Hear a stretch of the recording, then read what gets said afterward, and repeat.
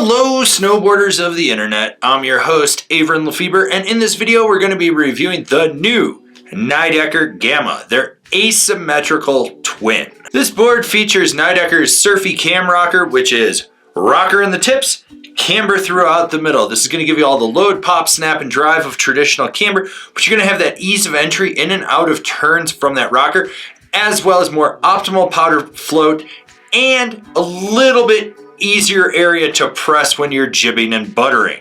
This board is only available in 157. I rode this board at Copper Mountain on a sunny bluebird day with low to moderate winds with warmer temps. You had chop, chunder, perfect corduroy, and a little leftover pow for good measure, and I rode it with my Rome Black Label bindings and my K2 Thraxis boots. The overall flex of this board comes in at just a hair past middle of the road. You do have softer tips that are accentuated by those rocker zones, so expect to get some play there. Then it slightly stiffens up from just outside the insert packs back through the middle, and there's a noticeable amount of torsional flex to this board. You can really twist it and it kind of matches with the rest of the way this board should ride.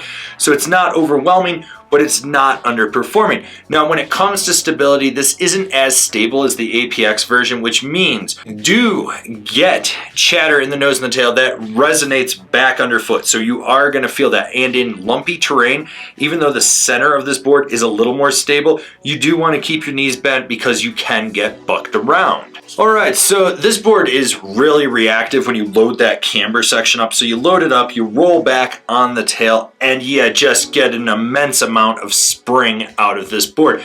It wants to boost off any roller, cat track gap, side hit that you hit. It likes getting in the air. And when it comes to jumps, small jumps become medium jumps become large jumps, and large jumps, well, they send you to the stratosphere.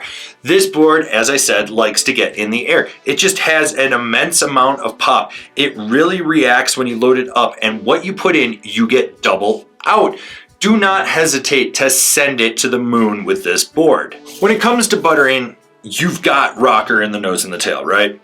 And they create a really big sweet spot. You can leverage your weight out over the nose or over the tail and sit on this board, and it will flex and it will hold, but it's still reactive to the point that it will snap out of any butter variation you do. So be aware that you might get a little bit of fight, especially if you're a lighter weight rider. If you really put your weight into this thing, get it sideways, and you're trying to pop it back, it will spring. Now, when it comes to jibbing, this board locks into presses, and it will hold that to the end of the feature. But, like I said, it's reactive. It wants to snap out. So when you hit the end, you're gonna spring, and you're gonna clear anything that's in the landing, like that family of fat skiers that decided to have a family reunion right in the goddamn landing of the feature. And when you go sideways, this board cradles perfectly around the feature, doesn't clap out, it's not a balance board, it just hugs it perfectly and holds it. It's got that right amount of torsional flex to really just let you set it around the rail. There's something about this brand's asymmetrical side cut. This is possibly the best asim side cut I've been on. It's smooth.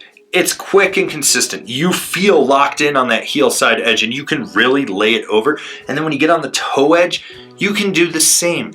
This board wants to carve. Short, tight, quick carves, medium, mellow carves, long, hard, laid over carves. It does them all with ease. And when you're driving your knee into the center of that board, pushing off the tail, you get a lot of spring and snap back out of it so you can slingshot out of those turns.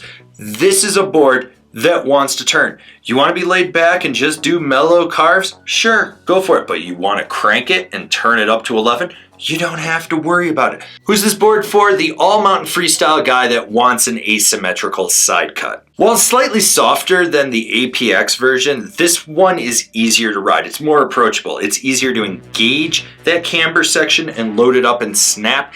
And believe me, this board wants to get in the air. It's awesome. And then, as I've already said, the side cut is dialed. You can crank turns with this and not worry about it. Overall, I really enjoyed this asymmetrical twin.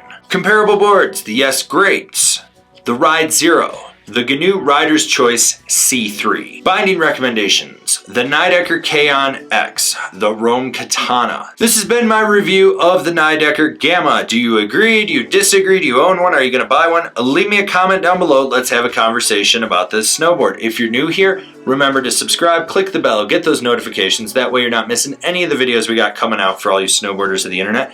And if you really like what we're doing over here and you want to support us further, swing on over to Angry Snowboarder VIP and become a member. Sure, I could tell you more here, but I got a video over there that explains it so much better.